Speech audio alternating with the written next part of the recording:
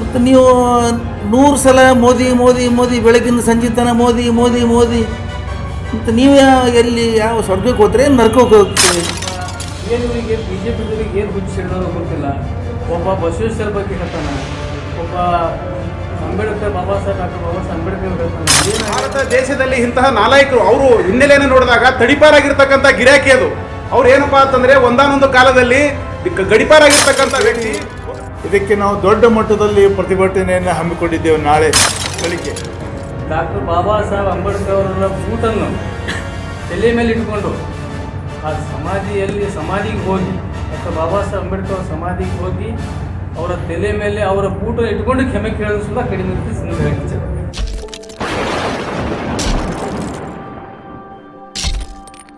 ಇವತ್ತಿನ ಪತ್ರಿಕಾಗೋಷ್ಠಿಯ ಉದ್ದೇಶ, ಮೊನ್ನೆ ಲೋಕಸಭೆಯಲ್ಲಿ ಜಗತ್ತಿಗೆ ಅತ್ಯಂತ ಶ್ರೇಷ್ಠವಾದಂಥ ಒಂದು ಸಂವಿಧಾನದ ಮೂಲಕ ಪರಿಚಯ ಆದಂಥ, ದೇಶಕ್ಕೆ ಅತ್ಯಂತ ಒಳ್ಳೆಯ ಸಂವಿಧಾನ ಕೊಟ್ಟಂಥ ಸಂವಿಧಾನ ಶಿಲ್ಪಿ ಬಾಬಾ ಸಾಹೇಬ್ ಅಂಬೇಡ್ಕರ್ ಅವರಿಗೆ ಅತ್ಯಂತ ಅಪಮಾನಕರವಾದಂಥ ಒಂದು ಘಟನೆ ನಡೆದಿದ್ದು ತಮಗೆಲ್ಲ ಗೊತ್ತಿದೆ.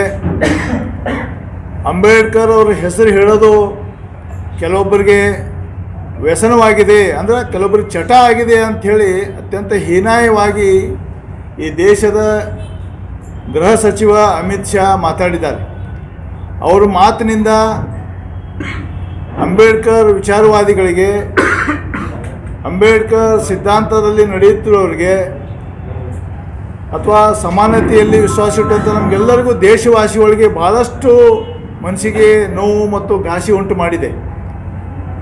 ಅದಕ್ಕೆ ಪ್ರತಿರೋಧವಾಗಿ ನಾವು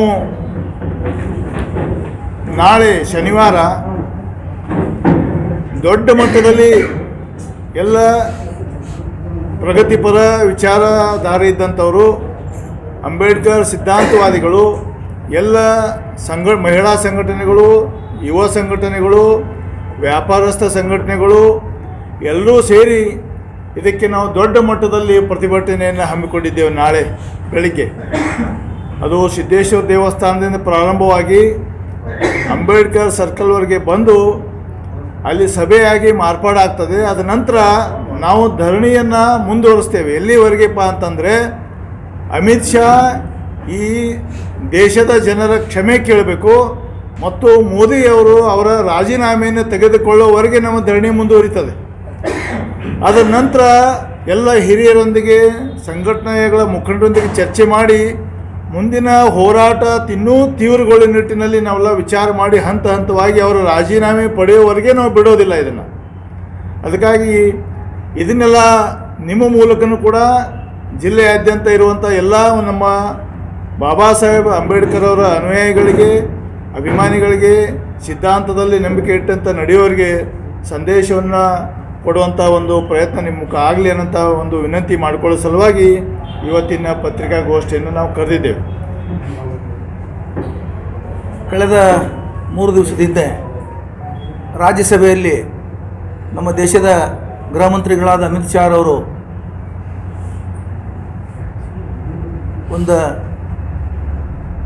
ಈ ದೇಶವೇ ಅದನ್ನು ಖಂಡಿಸುವಂಥ ಒಂದು ಮಾತುಗಳನ್ನು ಹೇಳಿದರು. 7 ಸಲ ಹೇಳಿದ್ದಾರೆ ಅವರು, 7 ಸಲ. ನಾನು ಇವತ್ತು ಅವ್ರು ಏನು ಹೇಳ್ತಿದ್ದಾರೆ ಹೇಳಿಲ್ಲ ಅಂತ ಹೇಳ್ತಾರೆ. ಅಂಬೇಡ್ಕರ್ ಅಂಬೇಡ್ಕರ್ ಅಂಬೇಡ್ಕರ್ ಅಂಬೇಡ್ಕರ್ ಅಂಬೇಡ್ಕರ್ ಅನ್ನೋ ಬದಲಿ ನೀವು ದೇವರ ಹೆಸರು ತೊಗೊಂಡಿದ್ರೆ ನೀವು 7 ಜನ್ಮ ಸ್ವರ್ಗಕ್ಕೆ ಹೋಗ್ತಿದ್ರಿ ಅಂತ ಹೇಳ್ತಾರೆ. ಮತ್ತು ನೀವು 100 ಸಲ ಮೋದಿ ಮೋದಿ ಮೋದಿ ಬೆಳಗಿಂದ ಸಂಜೆ ತನಕ ಮೋದಿ ಮೋದಿ ಮೋದಿ ಮತ್ತು ನೀವು ಎಲ್ಲಿ ಯಾವ ಸ್ವರ್ಗಕ್ಕೆ ಹೋಗ್ತೀರಿ ನರ್ಕಕ್ಕೆ ಹೋಗ್ತೀರಿ?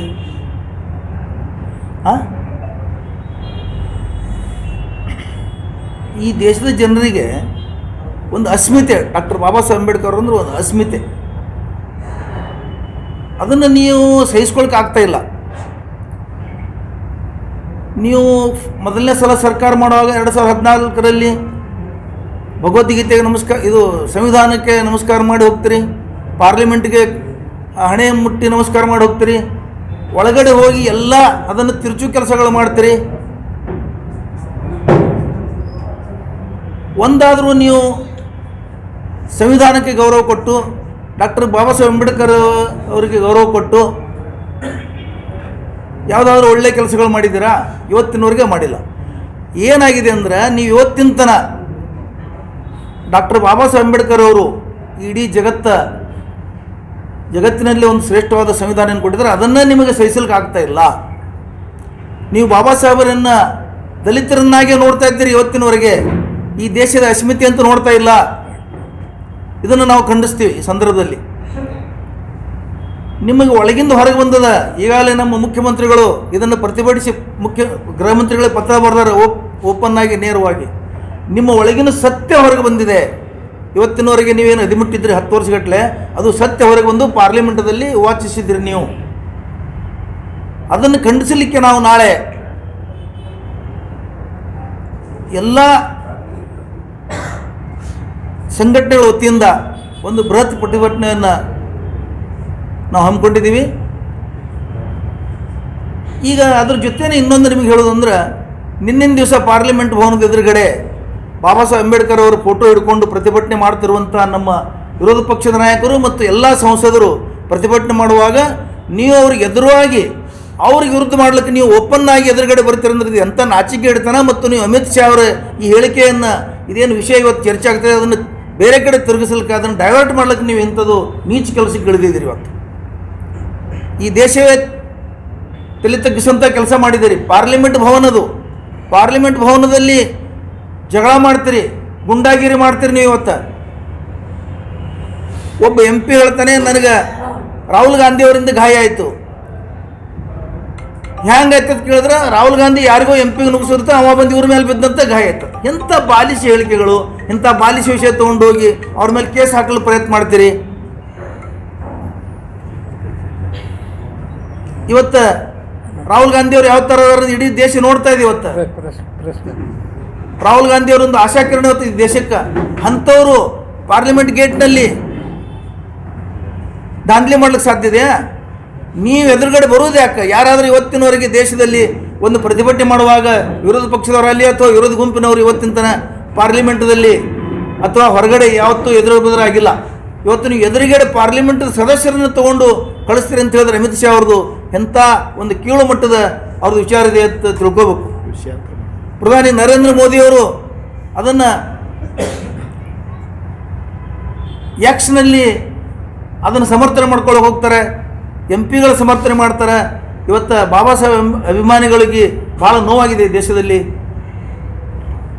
ಬಾಬಾ ಸಾಹೇಬ್ರ ಹೆಸರು ಹೇಳಿದ್ದಕ್ಕೆ ಅವರು ತಿರುಚ್ತಾ ಇದ್ದಾರೆ ಅಂತ ಹೇಳಿ ಇವರು ಅಮಿತ್ ಶಾ ಅವರು ಪತ್ರಿಕಾ ಹೇಳಿಕೆ ಕೊಡ್ತಾರೆ. ಪಾರ್ಲಿಮೆಂಟದಲ್ಲಿ ರೆಕಾರ್ಡ್ ಇದೆ, ಪಾರ್ಲಿಮೆಂಟದಲ್ಲಿ ವಿಡಿಯೋ ಇದೆ, ಅಲ್ಲಿ ರೆಕಾರ್ಡ್ ಆಗಿದೆ.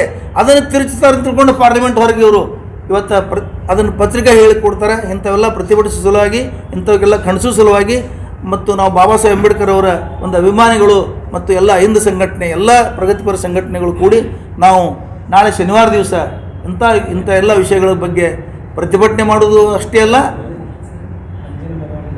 ಪಂಜಿನ ಮೆರವಣಿಗೆ ಇದೆ. ಅದ್ರ ಜೊತೆ ಶಿವಾಜಿ ಸರ್ಕಲ್ದಿಂದ ಇವತ್ತು ಸಾಯಂಕಾಲ ಶಿವಾಜಿ ಸರ್ಕಲ್ದಿಂದ ಬಾಬಾ ಸಾಹೇಬರ ಅಂಬೇಡ್ಕರ್ ಸರ್ಕಲ್ವರೆಗೆ ಪಂಜಿನ ಮೆರವಣಿಗೆ ಇದೆ. ನಾಳೆ ಸಿದ್ದೇಶ್ವರ ಗುಡಿಯಿಂದ ಡಾಕ್ಟರ್ ಬಾಬಾ ಸಾಹೇಬ್ ಅಂಬೇಡ್ಕರ್ ಸರ್ಕಲ್ವರೆಗೆ ಒಂದು ಮೆರವಣಿಗೆ ಮಾಡಿ ಅಲ್ಲಿ ನಾವು ಒಂದು ಸತ್ಯಾಗ್ರಹ ಮಾಡ್ತೀವಿ. ಎಲ್ಲಿವರೆಗೆ ಅದು ಸತ್ಯಾಗ್ರಹ ಅಂತ ಕೇಳಿದ್ರೆ, ಅಮಿತ್ ಶಾ ಅವರು ಈ ದೇಶದ ಜನರು ಕ್ಷಮೆ ಯಾಚಿಸಬೇಕು. ಅವರು ನಿಜವಾಗ್ಲೂ ರಾಜೀನಾಮೆ ಕೊಡಬೇಕು. ಅವ್ರು ರಾಜೀನಾಮೆ ಅಂತೂ ಕೊಡೋಂಗಿಲ್ಲ, ಗೊತ್ತಿದೆ. ಅದಕ್ಕೆ ನಾವು ಅವರು ಕ್ಷಮೆ ಯಾಚಿಸಿರಿ ಇವತ್ತು ಬಾಬಾ ಸಾಹೇಬ್ ಅಂಬೇಡ್ಕರ್ ಗೌರವ ಕಾಪಾಡಬೇಕು ಅಂತ ಹೇಳಿ ನಾವು ಅದಕ್ಕೆ ನಾವು ಮೆರವಣಿಗೆ ಮಾಡ್ತಾ ಇದ್ದೀವಿ. ಇನ್ನು ಮುಂದೆ ನಮ್ಮ ನಾಯಕರು ಶ್ರೀನಾಥ್ ಪೂಜಾರಿ ಮಾತು ಹೇಳಿಕೆ ಕೊಟ್ಟ ಆಮೇಲೆ ಸುಮ್ಮನೆ ಕೂತ್ಕೊಳ್ಳೋಕೆ ಆಗಲ್ಲ. ಆ ಆಕ್ರೋಶವನ್ನ, ಜನ ಆಕ್ರೋಶ, ಅದು ಕೇವಲ ನಾಯಕರು ಮಾತ್ರ ಆಕ್ರೋಶ ಮಾಡೋದಲ್ಲ, ಜನರೇ ಆಕ್ರೋಶ ಭರಿತವಾಗಿ ದೇಶವೇ ಚಿಮಾರಿ ಹಾಕ್ತಕ್ಕಂಥ ಸಂದರ್ಭ ಈಗ ಒದಗಿ ಬಂದಿದೆ. ಈ ಯಾರಾದರೂ ಏನಪ್ಪಾ ಅಂತಂದ್ರೆ ನಾಗರಿಕ ಸಮಾಜ ಒಪ್ಪುವಂತ ಯಾವ ಮಾತನ್ನು ಕೂಡ ಆಡಲಿಕ್ಕೆ ಯೋಗ್ಯ ಇಲ್ಲದೆ ಇರತಕ್ಕಂಥ ನಾಲಾಯಕರು ಸಂಸತ್ನಲ್ಲಿದ್ದಾಗ ಭಾರತ ದೇಶದ ನಾಯಕರಿಗೆ ಅಂದ್ರೆ ಅಗ್ರಗಣ್ಯ ನಾಯಕರಿಗೆ ಅವಮಾನ ಮಾಡ್ತಕ್ಕಂಥ ಇಂಥ ಹೇಡಿಗಳು ಮತ್ತು ಹೇಸಿಗಳು ಅಲ್ಲಿ ಪಾರ್ಲಿಮೆಂಟ್ನಲ್ಲಿ ಕೂತ್ಕೊಂಡಾಗ ಇಂತಹ ಮಾತುಗಳನ್ನೇ ಆಡ್ತಾರೆ ಹೊರತು ಅವರು ಭಾರತ ದೇಶಕ್ಕೆ ಗೌರವ ತರುವಂತಹ ಯಾವ ಮಾತುಗಳನ್ನು ಆಡಿಲ್ಲ. ಇವ್ರು ಮಾಡಿರ್ತಕ್ಕಂಥ ಮಾತು ಇಡೀ ನಾಗರಿಕ ಸಮಾಜ ತಲೆ ತಗ್ಗಿಸುವ ಹಾಗಾಗಿದೆ. ಯಾಕಂತ ಕೇಳಿದ್ರೆ ಇಡೀ ವಿಶ್ವವೇ ಒಪ್ಪಿಕೊಂಡಿರ್ತಕ್ಕಂತಹ ಮಹಾನ್ ಮೇಧಾವಿಯನ್ನ ಪಾರ್ಲಿಮೆಂಟ್ ಅಲ್ಲಿ ವ್ಯಂಗ್ಯಭರಿತವಾಗಿ ಮಾತನಾಡಿದ್ದನ್ನು ನೋಡಿದ್ರೆ ಇಡೀ ದೇಶ ಜಗತ್ತಿನ ಮುಂದೆ ತಲೆ ತಗ್ಗಿಸುವಂತಾಗಿದೆ. ಇದನ್ನು ನಾವು ಖಂಡಿಸಿ ಭಾರತ ದೇಶದಲ್ಲಿ ಇಂತಹ ನಾಲಾಯಕರು ಅವರು ಹಿನ್ನೆಲೆಯನ್ನು ನೋಡಿದಾಗ ತಡಿಪಾರಾಗಿರ್ತಕ್ಕಂಥ ಗಿರಾಕಿ ಅದು. ಅವ್ರು ಏನಪ್ಪಾ ಅಂತಂದ್ರೆ ಒಂದಾನೊಂದು ಕಾಲದಲ್ಲಿ ಗಡಿಪಾರಾಗಿರ್ತಕ್ಕಂಥ ವ್ಯಕ್ತಿ ಹೋಗಿ ಪಾರ್ಲಿಮೆಂಟ್ ಅಲ್ಲಿ ಸೇರ್ಕೊಂಡಾಗ ಆಗ್ತಕ್ಕಂಥ ಅನಾಹುತಗಳಿಗೆ ಇದೊಂದು ಸಾಕ್ಷಿ ಆಗ್ತದೆ ಅಂತಕ್ಕಂಥದ್ದನ್ನು ಈ ಸಂದರ್ಭದಲ್ಲಿ ಹೇಳಕ್ಕೆ ಇಷ್ಟಪಡ್ತಾ ಇದ್ದೇನೆ. ಇದನ್ನ ಖಂಡಿಸಿ ನಾವು ಪ್ರಜ್ಞಾವಂತ ನಾಗರಿಕರು, ವಿಜಯಪುರ ಜಿಲ್ಲೆಯ ನಾಗರಿಕರು ಒಟ್ಟುಗೂಡಿ ಬೃಹತ್ ಪ್ರಮಾಣದಲ್ಲಿ ಒಂದು ಪ್ರತಿಭಟನಾ ರ್ಯಾಲಿಯನ್ನ ನಾಳೆ ಬೆಳಗ್ಗೆ 10 ಗಂಟೆಗೆ ನಾವು ಸಿದ್ದೇಶ್ವರ ದೇವಸ್ಥಾನದಿಂದ ಅಂಬೇಡ್ಕರ್ ಸರ್ಕಲ್ ವರೆಗೂ ಮಾಡಿ ಅಂಬೇಡ್ಕರ್ ಸರ್ಕಲ್ದಲ್ಲಿ ಧರಣಿಯನ್ನು ಪ್ರಾರಂಭ ಮಾಡ್ತಾ ಇದ್ದೇವೆ.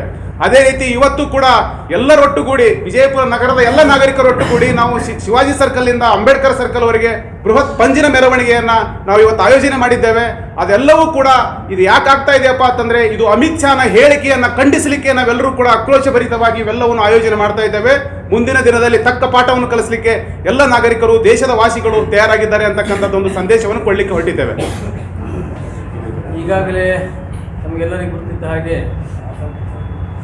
ಸಂವಿಧಾನ ಶಿಲ್ಪಿ ಡಾಕ್ಟರ್ ಬಾಬಾ ಸಾಹೇಬ್ ಅಂಬೇಡ್ಕರ್ ಅವರ ಗೌರವ ಘನತೆಗೆ ಧಕ್ಕೆ ತಂದಂತಹ ಈ ದೇಶದ ಗೃಹ ಮಂತ್ರಿ ಅಮಿತ್ ಶಾ ಅವ್ರಿಗೆ ಗೃಹ ಮಂತ್ರಿ ಮಾಡಿದ್ದೇ ಮೊದಲು ತಪ್ಪದ. ಯಾಕಂದರೆ ಪಾರ್ಲಿಮೆಂಟ್ಗೆ ಕಳಿಸ್ಬಾರ್ದು. ಯಾಕಂದರೆ ಒಬ್ಬ ಗಡಿಪಾರದಂಥ ಮನುಷ್ಯ ಇವತ್ತು ನಮ್ಮ ದೇಶದ ಗೃಹ ಮಂತ್ರಿ ಆಗ್ಯದಂದ್ರೆ ಈ ರೀತಿ ಒಬ್ಬ ಏನು ಇವರಿಗೆ ಬಿ ಜೆ ಪಿದವ್ರಿಗೆ ಏನು ಹುಚ್ಚು ಹಿಡಿದೋದು ಗೊತ್ತಿಲ್ಲ. ಒಬ್ಬ ಬಸವೇಶ್ವರ ಬಗ್ಗೆ ಹೇಳ್ತಾನ, ಒಬ್ಬ ಅಂಬೇಡ್ಕರ್ ಡಾಕ್ಟರ್ ಬಾಬಾ ಸಾಹೇಬ್ ಅಂಬೇಡ್ಕರ್ ಹೇಳ್ತಾನೆ. ಏನಾಗ್ಯದ ಅನ್ನೋದು ಅರ್ಥ ಆಗ್ತದೆ. ಅದಕ್ಕೆ ಇವರಿಗೆಲ್ಲರಿಗೆ ತಕ್ಕ ಪಾಠ ಕಲಿಸ್ಬೇಕಾಗ್ಯದ. ನಾನು ಅಮಿತ್ ಶಾ ಅವರಿಗೆ ಎಲ್ಲ ಸಂಘಟನೆ ಪರವಾಗಿ, ಈ ದೇಶದ ಜನತೆಯ ಪರವಾಗಿ ಎಚ್ಚರಿಕೆ ಕೊಡೋದು ಏನಂದರೆ, ಅವರು ಡಾಕ್ಟರ್ ಬಾಬಾ ಸಾಹೇಬ್ ಅಂಬೇಡ್ಕರ್ ಅವರ ಬೂಟನ್ನು ತಲೆ ಮೇಲೆ ಇಟ್ಕೊಂಡು ಆ ಸಮಾಧಿಗೆ ಹೋಗಿ ಡಾಕ್ಟರ್ ಬಾಬಾ ಸಾಹೇಬ್ ಅಂಬೇಡ್ಕರ್ ಅವರ ಸಮಾಧಿಗೆ ಹೋಗಿ ಅವರ ತಲೆ ಮೇಲೆ ಅವರ ಬೂಟನ್ನು ಇಟ್ಕೊಂಡು ಕ್ಷಮೆ ಕೇಳೋದು ಸುದ ಕಡಿಮೆ ಹೇಳಿ. ಅದಕ್ಕಾಗಿ ನಾನು ಮತ್ತೊಮ್ಮೆ ಈ ಬಿ ಜೆ ಪಿ ನಾಯಕರು ಈಗಾಗಲೇ ನಮ್ಮ ಅಡಪ್ಪ ಸಾಲಗಳು ಹೇಳಿದಾಗೆ ಏನು ಬಿ ಜೆ ಪಿಯಲ್ಲಿ ಇರುವಂಥ ದಲಿತ ನಾಯಕರು ಏನದಾರ ಇವತ್ತು ಯಾಕೆ ಬಾಯಿ ಮುಚ್ಕೊಂಡೆಲ್ಲ ಬಾಯಿ ಮತ್ತು ಎಲ್ಲವನ್ನು ಮುಚ್ಕೊಂಡು ಇವತ್ತು ಕುಳಿತುಕೊಂಡಿದ್ದಾರೆ. ಅದಕ್ಕಾಗಿ ನಾನು ಹೇಳ್ತೇನೆಂದರೆ, ಈ ರೀತಿ ಅಮಿತ್ ಶಾ ಹಿಟ್ಲರ ಯಾಕೆ ಇಷ್ಟು ಅಂಜಿಕೆ ತಮಗೆ ಬಿ ಜೆ ಪಿಲಿರುವಂಥ ನಾಯಕರುಗಳಿಗೆ? ಯಾಕೆ ತಮಗೇನಾದರೂ ಕುರ್ಚಿದು ಏನಾರ ಅವರಿಗೆ ತಮಗೇನಾದರೂ ತೊಂದರೆ ಬರ್ತದೆ ಅಮಿತ್ ಶಾದಿಂದ ಅಂತೇಳಿ ಅಂಜಿಕೆಯಿಂದ ತಾವು ಸುಮ್ಮನೆ ಕೂತಿದ್ದೀರಿ. ನಾನು ಹೇಳ್ಕಂದ್ರೆ ತಮಗೆ ಅಂಬೇಡ್ಕರ್ ಡಾಕ್ಟರ್ ಬಾಬಾ ಸಾಹೇಬ್ ಅಂಬೇಡ್ಕರ್ಗಿಂತ ನಿಮ್ಮ ಕುರ್ಚಿ ಭಾಳ ಮಹತ್ವದಲ್ಲ. ಯಾಕಂದರೆ ತಮಗೆ ಕುರ್ಚಿ ಸಿಕ್ಕಿದೆ ಅವರ ಪುಣ್ಯಾತ್ಮ, ಅವನಿಂದ ತಮಗೆ ಸಿಕ್ಕದಂಥ ಕುರ್ಚಿ. ಅದಕ್ಕಾಗಿ ಆ ಕುರ್ಚಿಗೆ ಒದ್ದಿ ತಾವು ಸಾಮೂಹಿಕವಾಗಿ ಎಲ್ಲ ದಲಿತ ನಾಯಕರು, ಬಿ ಜೆ ಪಿಲಿರುವಂಥ ಎಲ್ಲ ದಲಿತ ನಾಯಕರು ಸಾಮೂಹಿಕವಾಗಿ ರಾಜೀನಾಮೆ ಕೊಟ್ಟು ಹೊರಗೆ ಬರ್ಬೇಕಂತೇಳಿ ನಾನು ಮತ್ತೊಮ್ಮೆ ಅವ್ರಲ್ಲಿ ನೆನೆಸ್ಕೊಳ್ತೇನೆ. ಯಾಕಂದರೆ ಈ ಕುರ್ಚಿ ಅಧಿಕಾರ ಸಿಕ್ಕಿದೆ ಡಾಕ್ಟರ್ ಬಾಬಾ ಸಾಹೇಬ್ ಅಂಬೇಡ್ಕರ್ ಅವರಿಗೆ. ಅದಕ್ಕಾಗಿ ಇಂಥ ಆ ಅಮಿತ್ ಶಾಗೆ ಅಂಜಿ ತಾವು ಏನಾದ ಕೂತ್ರೆ ನಮಗೆ ಈ ದೇಶದ ಜನ ಏನದ ಓಡಾಡಿಸಿ ಬಿಡುವಂಥ ಪರಿಸ್ಥಿತಿ ನಿರ್ಮಾಣ ಆಗ್ತದೆ. ಅದಕ್ಕಾಗಿ ದಯವಿಟ್ಟು ಅಮಿತ್ ಶಾ ಭಾಳ ಮುಖ್ಯ ಅಲ್ಲ, ಇವತ್ತು ಡಾಕ್ಟರ್ ಬಾಬಾ ಸಾಹೇಬ್ ಅಂಬೇಡ್ಕರ್ ಅವರ ಗೌರವ ಘನತೆ ಭಾಳ ಮುಖ್ಯ ಅಲ್ಲ. ಅದಕ್ಕಾಗಿ ಮತ್ತೊಮ್ಮೆ ನಾನು ಅವರಲ್ಲಿ ವಿನಂತಿಸ್ಕೊಳ್ತೇನೆ, ಈ ರೀತಿ ತಾವು ಮತ್ತೆ ಅಮಿತ್ ಶಾ ಅವರಾಗಲಿ, ಬಿ ಜೆ ಪಿ ನಾಯಕರಾಗಲಿ ಈ ರೀತಿ ದೇಶದಲ್ಲಿ ಈ ರೀತಿ ತಾವು ನಡವಳಿಕೆ ಮಾಡಿದ್ದೇ ಆದಲ್ಲಿ ಈ ದೇಶದಲ್ಲಿ ರಕ್ತಪಾತ ಆಗುವಂಥ ಸಂಭವ ಕೂಡ ಇದೆ ಅಂತ ಈ ಸಂದರ್ಭಕ್ಕೆ ಎಚ್ಚರಿಕೆ ಕೊಡ್ತಾ ಇದ್ದಾರೆ. ಏನು ಪಾರ್ಲಿಮೆಂಟ್ ಹೌಸ್ನಲ್ಲಿ ಆದಂಥ ಘಟನೆಯನ್ನು ಖಂಡಿಸಿ ಇವತ್ತು ದೇಶಾದ್ಯಂತ ಏನು ಪ್ರತಿಭಟನೆಗಳು, ಹೋರಾಟಗಳು, ಚಳವಳಿಗಳು ನಡೀತಾವೆ. ಈ ನಿಮಿತ್ತವಾಗಿ ಇವತ್ತು ಹಮ್ಮಿಕೊಂಡಂಥ ಇವತ್ತು ಹಮ್ಮಿಕೊಂಡಂಥ ಕಾರ್ಯಕ್ರಮದ ವಿವರವನ್ನು ಈಗಾಗಲೇ ನಮ್ಮ ವೇದಿಕೆ ಮೇಲಿದ್ದಂಥ ಎಲ್ಲ ನಾಯಕರು ಹೇಳಿದ್ದಾರೆ. ಬಿಜಾಪುರ ಜಿಲ್ಲೆಗೆ ಸೀಮಿತವಾದಂಥ ಮಾತಂದರೆ ಇದು ಮೀಸಲು ಕ್ಷೇತ್ರದಿಂದ ಆರಿಸಿ ಬಂದಂಥ ಸಂಸದರು ಹಾಗೂ ಭಾರತೀಯ ಜನತಾ ಪಕ್ಷದಲ್ಲಿ SC ಮೋರ್ಚಾದ ಅಧ್ಯಕ್ಷ ಸ್ಥಾನ ವಹಿಸಿಕೊಂಡಂಥ ನಮ್ಮ ಸಮಾಜದ ನಾಯಕರು ಬಾಬಾ ಸಾಹೇಬರಿಗೆ ಆದಂಥ ಅವಮಾನವನ್ನು ಪಕ್ಷದ ಹಿತದೃಷ್ಟಿ, ತಮ್ಮ BJP ಪಕ್ಷದ ಹಿತದೃಷ್ಟಿಯಿಂದ ಸಮರ್ಥಿಸಿಕೊಳ್ಳುವುದು ಬಹಳ ಕಠಿಣವಾದಂಥ ನಿರ್ಧಾರ. ತಾವು ಮೊದಲು ತಮ್ಮ ಸಮಾಜ, ತಾವು ಎಲ್ಲಿದ್ದೀರಿ, ಎಲ್ಲಿಂದ ಬಂದಿರಿ, ಇದನ್ನು ಗಂಭೀರವಾಗಿ ತಾವು ಆತ್ಮಾವಲೋಕನ ಮಾಡ್ಕೊಳ್ಬೇಕು. ಒಂದು ವೇಳೆ ಕಾರಜೋಳ ಸಾಹೇಬರು, ಜಿಗಜಿನಿ ಸಾಹೇಬರು, ಈ SC ಮೋರ್ಚಾದ ಕಾರಜೋಳ ಸಾಹೇಬರ ಚಿರಂಜೀವಿ ಆದಂಥ ಉಮೇಶ್ ಅವರು ಏನು ತಮ್ಮ ಪಕ್ಷದ ನಿಲುವಿನ ಬಗ್ಗೆ ಸಮರ್ಥಿಸಿಕೊಂಡು ಅಮಿತ್ ಶಾ ಅವರ ಹೇಳಿಕೆಯನ್ನು ಸಮರ್ಥಿಸಿಕೊಂಡು ಇನ್ನು ಮುಂದೆ ಏನಾದರೂ ಹೇಳಿಕೆಯನ್ನು ಕೊಟ್ಟರೆ ಈ ನಮ್ಮ ಅಂಬೇಡ್ಕರ್ ವಾದಿಗಳು ಎಲ್ಲ ಸಂಘಟನೆಗಳು ಒಂದೇ ಜಾತಿ ಸೀಮಿತವಾದಂಥ ಸಂಘಟನೆ ಅಂತ ಹೇಳಲ್ಲ, ಇಡೀ ಬಿಜಾಪುರದ ಎಲ್ಲ ನಾಗರಿಕ ಸಮಾಜದವರು ತಮ್ಮ ಮನೆ ಮುಂದೆ ಧರಣಿ ಮಾಡಬೇಕಾಗುತ್ತೆ. ತಾವು ಎಚ್ಚರಿಕೆಯಿಂದ ಇರಬೇಕು, ಹೇಳಿಕೆಯನ್ನು ಕೊಡಬೇಕು. ಯಾಕಂದ್ರೆ ಇವತ್ತು ದೇಶದಲ್ಲಿ ಇಡೀ ವಿಶ್ವವೇ ಹೇಳ್ತಾ ಇದೆ ಅಮಿತ್ ಶಾ ಅವರು ತಪ್ಪು ಮಾಡಿದ್ದಾರೆ. ಆ ತಪ್ಪನ್ನ ಇಡೀ ಎಲ್ಲ ಜನರು ಹೇಳ್ತಾ ಇರುವಾಗ ನೀವು ಒಂದು ಆ ಸಮುದಾಯದಲ್ಲಿ ಹುಟ್ಟಿದವರು ನೀವು ಅದನ್ನು ಸಮರ್ಥಿಸಿದ್ರೆ ಎಷ್ಟು ನಾಚಿಕೆಗೆ ಹಿಡಿತನ ಇದು.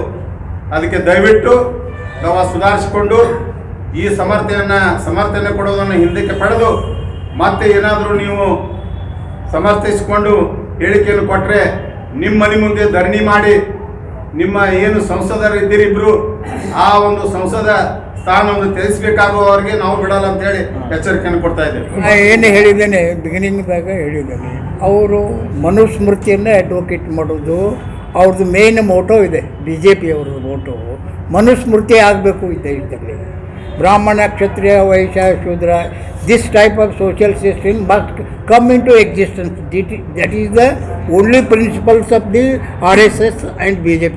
ಇಂದು ನಾವು ಈ ವಿಜಯಪುರದಲ್ಲಿ ಒಂದು ಪತ್ರಿಕಾಗೋಷ್ಠಿ ಕರೆಯಲು ಪ್ರಮುಖ ಕಾರಣ ಏನಪ್ಪ ಅಂದ್ರೆ, ಇತ್ತೀಚಿನ ಒಂದು 3-4 ದಿನಗಳ ಹಿಂದೆ ಸಂಸತ್ತಿನಲ್ಲಿ ಮಾನ್ಯ ಗೃಹ ಮಂತ್ರಿಗಳಾದಂಥ ಅಮಿತ್ ಶಾ ಅವರು ಡಾಕ್ಟರ್ BR ಅಂಬೇಡ್ಕರ್ ಒಬ್ಬರು ಸಂವಿಧಾನ ಶಿಲ್ಪಿ, ಅವರು ಕೇವಲ ನಮ್ಮ ಭಾರತಕ್ಕೆ ಮಾತ್ರ ಸೀಮಿತ ಅಲ್ಲ, ನಾವು ಭಾರತ ರತ್ನ ಅಂತೇಳಿ ಕರೆದ್ರೆ ಅದು ಕೇವಲ ಇನ್ನೂ ಸಣ್ಣದಾಗುತ್ತೆ. ಅವರು ನಾವು ವಿಶ್ವರತ್ನ ಅಂತೇಳಿ ನಾವು ಎಲ್ಲರೂ ವಿಶ್ವರೇ ನಾವು ಸ್ವೀಕಾರ ಮಾಡಿದ್ದೀವಿ. ನಮ್ಮ ಭಾರತೀಯ ನಾಗರಿಕರು ಯಾರೂ ಇಂಥ ಅಮಿತ್ ಶಾ ಅವರ ಹೇಳಿಕೆಯನ್ನು ಸ್ವೀಕಾರ ಮಾಡುವಂಥ ಒಂದು ಹೇಳಿಕೆ ಅಲ್ಲ. ಇದನ್ನು ನಾವು ಎಲ್ಲರೂ ಪ್ರತಿಯೊಬ್ಬ ನಾಗರಿಕನು ಈ ಪ್ರಜಾಪ್ರಭುತ್ವದಲ್ಲಿ ವಾಸಿಸ್ತಾ ಇದ್ದಾನೆ ಅಂತಂದ್ರೆ ಅದರ ಕೊಡುಗೆ ಡಾಕ್ಟರ್ ಬಾಬಾ ಸಾಹೇಬ್ ಅಂಬೇಡ್ಕರ್ ಸಾಹೇಬರ ಒಂದು ಆಶೀರ್ವಾದ ಅಂತ ನಾವು ಹೇಳ್ಬೋದು. ನಾವು ಎಲ್ಲರೂ ಅವರ ಹೆಜ್ಜೆಯಲ್ಲಿ ಅವರ ಮಾರ್ಗದರ್ಶನದಲ್ಲಿ ಇವತ್ತು ಪ್ರತಿಯೊಂದು ಸಂಘ ಸಂಸ್ಥೆಗಳಿರ್ಬೋದು, ಸರ್ಕಾರ ನಡೀತಾ ಇರೋದೇ ಅವರ ಮಾರ್ಗದರ್ಶನದಲ್ಲಿ, ಕಾನೂನಿನ ಚೌಕಟ್ಟಿನಲ್ಲಿ. ಅಂಥ ಕಾನೂನಿನ ಚೌಕಟ್ಟಿನಲ್ಲಿ ಸಂವಿಧಾನದ ಅಡಿಯಲ್ಲಿ ತಾವು ಏನಪ್ಪ ಅಂದ್ರೆ ಜವಾಬ್ದಾರಿಯುತ ಒಂದು ನಮ್ಮ ಭಾರತದ ಒಂದು ಹೋಮ್ ಮಿನಿಸ್ಟರ್ ಆಗಿ ಇಂಥ ಹೇಳಿಕೆಗಳನ್ನು ಕೊಟ್ಟರೆ ಇದನ್ನು ಯಾರೂ ನಾವು ಸ್ವೀಕಾರ ಮಾಡೋಂಗಿಲ್ಲ. ಇದರ ವಿರುದ್ಧ ಏನಪ್ಪ ಅಂದ್ರೆ ಎಲ್ಲ ಪ್ರಗತಿಪರ ಸಂಘಟನೆಗಳು, ಆ ಸಂಘಟನೆ ಈ ಸಂಘಟನೆ ಅಲ್ಲ, ಎಲ್ಲ ಇಂದ ಇರ್ಬೋದು, ಏನಪ್ಪ ದಲಿತ ಸಂಘರ್ಷ ಸಮಿತಿ ಇರ್ಬೋದು, ರೈತ ಸಂಘಟನೆಗಳಿರ್ಬೋದು, ಮಹಿಳಾ ಸಂಘಟನೆ ಇರ್ಬೋದು, ವಿದ್ಯಾರ್ಥಿ ಘಟಕಗಳಿರ್ಬೋದು, ಎಲ್ಲ ಸಂಘಟನೆಗಳು ಒಮ್ಮತದಿಂದ ನಾವೆಲ್ಲರೂ ಈ ಗೃಹ ಮಂತ್ರಿಗಳ ವಿರುದ್ಧ ಏನಪ್ಪ ಅಂದ್ರೆ ಧ್ವನಿಯನ್ನು ಎತ್ತಾ ಇದ್ದೀವಿ. ನಾಳೆ ಏನಪ್ಪ ಅಂದ್ರೆ ಸಿದ್ದೇಶ್ವರ ದೇವಸ್ಥಾನದಿಂದ ಮಾನ್ಯ ಜಿಲ್ಲಾಧಿಕಾರಿಗಳ ಕಚೇರಿವರೆಗೂ ಏನಪ್ಪ ಅಂದ್ರೆ ಬೃಹತ್ ಪ್ರತಿಭಟನೆ ಮೂಲಕ ನಾವೆಲ್ಲರೂ ಪಾದಯಾತ್ರೆ ಮಾಡ್ತಾ ಇದ್ದೀವಿ. ಅದಕ್ಕೆ ಮಾಧ್ಯಮ ಮಿತ್ರರು ಎಲ್ಲರೂ ತಾವೆಲ್ಲರೂ ಏನಪ್ಪ ಅಂದ್ರೆ ಈ ಹೇಳಿಕೆಯನ್ನು ಖಂಡಿಸ್ತಾ ತಾವು ಇದನ್ನ ವಿಶ್ವಾದ್ಯಂತ ಸುದ್ದಿ ಆಗಬೇಕು. ಕೇವಲ ಇದು ನಮ್ಮ ಭಾರತದಲ್ಲೆಲ್ಲ, ಒಬ್ಬ ಇಂಥ ಜವಾಬ್ದಾರಿಯುತ ಹೋಮ್ ಮಿನಿಸ್ಟ್ರು ಈ ಥರ ಒಬ್ಬರು ಸಂವಿಧಾನಕ್ಕೆ ಒಂದು ಶಕ್ತಿಯನ್ನು ಕೊಟ್ಟಂಥ ಒಬ್ಬರು ಮಹಾನ್ ನಾಯಕರ ವಿರುದ್ಧ ಹೇಳಿಕೆ ಕೊಡ್ತಾರೆ ಅಂದರೆ ಅದನ್ನು ವಿಶ್ವ ಮಟ್ಟದಲ್ಲಿ ಇದನ್ನು ಗುರ್ತಾಗಬೇಕು ಅಂಥೇಳಿ ನಮ್ಮ 2 ಮಾತುಗಳಿದ್ದಾವೆ. ದಯವಿಟ್ಟು ಎಲ್ಲ ಮಾಧ್ಯಮ ಮಿತ್ರರು ಏನಪ್ಪ ಅಂದ್ರೆ ಇದನ್ನು ಬೆಳಕಿಗೆ ತರಬೇಕಂತೇಳಿ ನಮ್ಮ ಮನವಿ.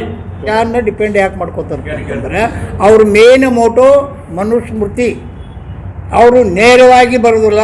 ಈಗ ನಾನು ಯಾಕೆ ಹೇಳಿದೆ ಥ್ಯಾಂಕ್ಸ್ ಹೇಳಿದೆ ಅಮಿತ್ ಶಾಗೆ ಅಂದರೆ, ಅವ್ರು ಅಂಬೇಡ್ಕರ್ ಅಂತಂದ್ರೆ ದೇ ಆರ್ ಹೇಟಿಂಗ್ ಹಿಮ್. ಅವ ನಿಜವಾಗಿ ಹೇಳ್ಬಿಟ್ಟಿದ್ದಾನೆ ಅವನು.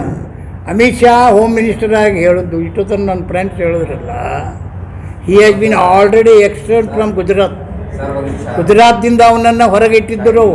ಅವನೇನು ಎಕ್ಸ್ಟರ್ನ್ ಅಂದ್ರೆ ಏನಂತೀರಿ ಕನ್ನಡದಲ್ಲಿ? ಗಡಿಪಾರ್ ಮಾಡಿದಂಥ ಮನುಷ್ಯ, ಒಬ್ಬ ಕ್ರಿಮಿನಲ್ ಮನುಷ್ಯ. One criminal man is going to become the home minister of this country. It is most unfortunate thing. ಅಂಥವ ಈ ಡಾಕ್ಟರ್ ಅಂಬೇಡ್ಕರ್ ಬಗ್ಗೆ ಮಾತಾಡಲಿಕ್ಕೆ ಒಂದು ನಯ ಪೈಸದಷ್ಟು ಸಹಿತ ವ್ಯಾಲ್ಯೂ ಇಲ್ಲ ಅವನಿಗೆ. ಅಮಿತ್ ಶಾಗೆ ಅಂಬೇಡ್ಕರ್ ಬಗ್ಗೆ ಅಗ್ಲಿಯಾಗಿ ಕ್ರಿಟಿಸೈಸ್ ಆಗಿ ಮಾತಾಡಲಿಕ್ಕೆ ಅವನಿಗೆ ಏನೇನೇನೇನು ಮಾರಲ್ ವ್ಯಾಲ್ಯೂ ಇಲ್ಲ. Is A criminal. ಈಗ ನೀವು ನಾಳೆ ಭಾಷಣದಲ್ಲಿ ಹೇಳಿ, ಈಗ ವಿಷಯ ಏನಿದೆ ಅಂದರೆ ಕಾಂಗ್ರೆಸ್ನವರ ಕಚೇರಿಗೆ BJPಯವರು ಮುತ್ತಿಗೆ ಹಾಕ್ತಾ ಇದ್ದಾರೆ. ನೀವು ಮಾಡಿರ್ತಕ್ಕಂಥ ವಿಡಿಯೋ ತುಣುಕುಗಳನ್ನು ಅಷ್ಟೇ ಕಟ್ ಮಾಡಿ ವೈರಲ್ ಮಾಡಿ ಕಾಂಗ್ರೆಸ್ನವರು ಇದನ್ನು ಸಮರ್ಥವಾಗಿ ಬಳಕೆ ಮಾಡಿಕೊಂಡು ಎಲ್ಲ ಸಂಘಟನೆಗಳಿಗೆ ದಾರಿ ತಪ್ಪಿಸ್ತಾ ಇದ್ದಾರೆ, ಸಾರ್ವಜನಿಕರಿಗೆ ದಾರಿ ತಪ್ಪಿಸ್ತಾ ಇದ್ದಾರೆ.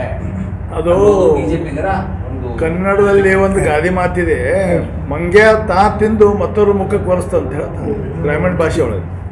ತಾವು ಮಾಡಿದ್ದ ತಪ್ಪನ್ನು ಮುಚ್ಕೊಳ್ಳಿಕ್ಕೆ ಮತ್ತು ವಿಷಯಾಂತರ ಮಾಡಲಿಕ್ಕೆ, ಅದು ನಿನ್ನೆ ಸಿದ್ದರಾಮಯ್ಯವರು ಫೋಟೋ ಮೊದಲು ಹಿಡ್ಕೊಂಡ್ರು ಆಮೇಲೆ ಆ ಕಡೆ ಕೊಟ್ಟರು ಅಂತೇಳಿ ಅದೇ ಇಲ್ಲದನ್ನೇ ಇದೆ ಅನ್ನೋಂಥ ಸುದ್ದಿ ಮಾಡಿ ಅವರು ವಿಷಯನ ಡೈವರ್ಟ್ ಮಾಡ್ತಾ ಇದ್ದಾರೆ ಅಷ್ಟೇ. ವಿಷಯ ಏನದಲ್ಲ, ಎಲ್ಲಿ ದಾರಿ ಮೇಲೆ ಮಾಡೋದು ಪಬ್ಲಿಕ್ ಭಾಷಣ ಮಾಡಿದ್ದು ಇಲ್ಲ. ಏನೋ ಕ್ಲಾರಿಫಿಕೇಶನ್ ಮಾಡ್ತೀನಿ ನಿಮ್ದು ಪ್ರಶ್ನೆಗೆ. ಇಲ್ಲ, ನಿಮ್ದೇ ಪ್ರಶ್ನೆಗೆ ಇದು ಎಲ್ಲಿ ದಾರಿ ಮೇಲೆ ಎಲ್ಲರೇ ಸಿದ್ದೇಶ್ವರ ಗುರು ಮುಂದೆ ಎಲ್ಲರೇ ಇಲ್ಲಿ ಭಾಷಣ ಮಾಡಿದಲ್ಲ, ಇದು ಅಧಿಕೃತವಾಗಿ ಪಾರ್ಲಿಮೆಂಟ್ ಅಲ್ಲಿ ಮಾತಾಡುವಂತ ವಿಷಯ. ಇದು ಅಲ್ಲಿ ಅಧಿಕೃತವಾದಂತ ಹಂಗಲ್ಲ, ಅವರು ಹೇಳ್ತಕ್ಕಂಥ ವಿಡಿಯೋ ತುಣುಕನ್ನ ಪೂರ್ತಿ ನೋಡಿ.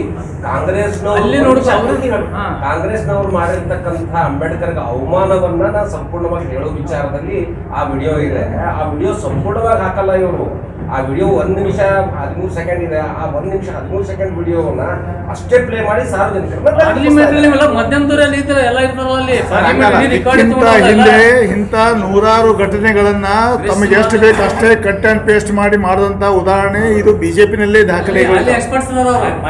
ಎಕ್ಸ್ಪರ್ಟ್ ಇದ್ದಾರೆ. ರಾಹುಲ್ ಗಾಂಧಿ ಅವ್ರದ್ದು ಆಗಿರ್ಬೋದು, ಮತ್ತೆ ಹಿಂದೆ ಸಾಕಷ್ಟು ಏನೇನು ಬಿಜೆಪಿಯವರು ದೇಶದಲ್ಲಿ ವಿವಾದ ಹುಟ್ಟು ಹಾಕಿದ್ದಾರೆ. ಎಲ್ಲ ಇದೇ ಥರ ತಿರುಚುವಂಥ ಕೆಲಸ ಅವ್ರ ಯೂನಿವರ್ಸಿಟಿ, ಅದು ಮಾಧ್ಯಮಗಳು ಅವ್ರು ನಮ್ಮ ನಾಯಕರು ಹೇಳಿಕೊಂಡು ತಿರುಚಿ ವಿವಾದ ಮಾಡೋದನ್ನ ಹುಟ್ಟು ಹಾಕೋದು ಎಕ್ಸ್ಪರ್ಟ್ ಇದ್ದಾರೆ.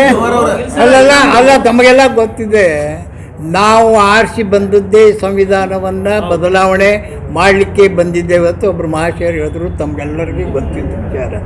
ರೀಸೆಂಟ್ಲಿ ಒಬ್ಬ ಹೇಳಿದ್ರು 400 ನಾವು ಆರಿಸಿ ಬಂದರೆ ಸಂವಿಧಾನವನ್ನೇ ಬದಲ, we are going to change the constitution if you elected 400 ಹೇಳಿದರು. ತಮಗೆಲ್ಲ ಸುಳ್ಳು ಹೇಳುವುದರಲ್ಲೇ ಬಿಜೆಪಿಯವರು ನಿಸ್ಸೀಮರು. ಸರ್, ಅದು ಪೂರ್ತಿ ವಿಡಿಯೋ ನೋಡಿದ್ರು ಕೂಡ ವಿಡಿಯೋ ಸಂಪೂರ್ಣವಾಗಿ ಅಂಬೇಡ್ಕರ್ ಅವ್ರಿಗೆ ಅವಮಾನಿಸುವುದೇ ಇದೆ. ಆ ವಿಡಿಯೋದಲ್ಲಿ ಏನು ಕಟ್ ಅಂಡ್ ಪೇಸ್ಟ್ ಇಲ್ಲ, ಸೀದಾ ಅಂಬೇಡ್ಕರ್ ಅವ್ರ ಬಗ್ಗೆ ಸರಿ ನೋಡಿದೀವಿ. 10 ಸರಿ ನೋಡಿದ್ರು ಕೂಡ ಅಂಬೇಡ್ಕರ್ ಅವಮಾನಿಸುವುದೇ ಇದೆ. ಅಂಬೇಡ್ಕರ್ ಅವ್ರ ಬಗ್ಗೆ ಅವರಿಗೆ ಗೌರವ ಇದ್ದಿದ್ದೇ ನಿಜವಾಗಿ. ನಿಮ್ಮ ಪ್ರಶ್ನೆಗೆ ಉತ್ತರ ಇದೆ. ಪಾರ್ಲಿಮೆಂಟ್ ಅವ್ರ ಕೈಯಾಗದ, ಸರ್ಕಾರ ಅವ್ರ ಕೈಯಾಗದ. ನೀವು ಡಿಟೇಲ್ ವಿಡಿಯೋ ತೋರಿಸಲ್ಲ, ಹಿಂದೆ ಮುಂದೆ ನಿಮ್ದು ಅದೇನು ಇತ್ತಂದ್ರೆ ಅದ್ಯಾಕೆ ತೋರಿಸಲ್ರಿ? ನಾವು ತೋರಿಸಿದ್ದೆ ತುಣುಕದ ಬಗ್ಗೆ ಯಾಕೆ ಮಾತಾಡ್ತೀರಿ? ನಿಮ್ಮ ಹತ್ರ ಪೂರ್ತಿ ವಿಡಿಯೋ ಅದಲ್ಲ. ಬಿಟ್ಟಿಲ್ಲ, ಇವತ್ತಿಗೂ ಬಿಟ್ಟಿಲ್ಲ. ಬರೀ ಹೇಳೋದು ಅಷ್ಟೇ. ಟ್ವೀಟ್ ಮಾಡಿದೆ, ಎಕ್ಸ್ ಮಾಡಿದೆ, ಅಷ್ಟೇ ನೋಡೋದು. ಈಗ ಕಾಂಗ್ರೆಸ್ ಅವರನ್ನ ನೇರವಾಗಿ ಮಾತಾಡಿ ಹೇಳ್ಬೇಕಾಗಿತ್ತು. ನೀವು ಕಾಂಗ್ರೆಸ್ಸಿಗರು ಅಂಬೇಡ್ಕರ್ ಹೆಸರನ್ನ ವಿನಾಕಾರಣ ಬಳಸಿ ಮಾಡಿದ್ರೆ ಅಂತ ಹೇಳ್ಬೇಕಾಗಿತ್ತು. ಅವು ಏನ್ ಮಾತಾಡ್ಯಾರ? ಆಜ್ಕಲ್ ಫ್ಯಾಷನ್ ಹೋಗಯ ಇದ್ರ ಅರ್ಥ ಅಂದ್ರೆ ಸಾರ್ವಜನಿಕವಾಗಿ ಮತ್ತೆ ದೇವ್ರ ಹೆಸರು ತೋತಾನೆ ಅದಕ್ಕೆ ಇದು ಮಾಡ್ತಾರೆ. ದೇವರಿಗೆ ಅಂಬೇಡ್ಕರ್ ಇದಕ್ಕೆ ಎಷ್ಟು ಜಗಾಂತರ ಇದು ಬರ್ತದ. ದೇವ್ರ ಅಂಬೇಡ್ಕರ್ ಈ ಸಂವಿಧಾನ ದೊಡ್ಡದಲ್ಲ, ದೇವ್ರ ದೊಡ್ಡದ. ನಿಮಗೆ